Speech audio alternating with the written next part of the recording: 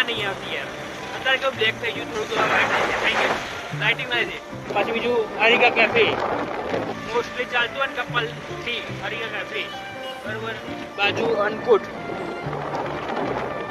બરોબર. પછી બીજું દેખ કુલ્ફીનું.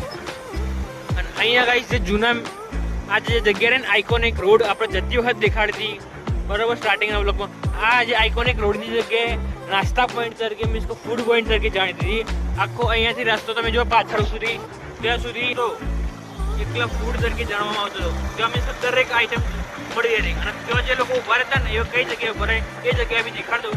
એ લોકો સાઈડ જો તો ગાડી પડી ને ત્યાં ઉભા રહે બધા લોકો.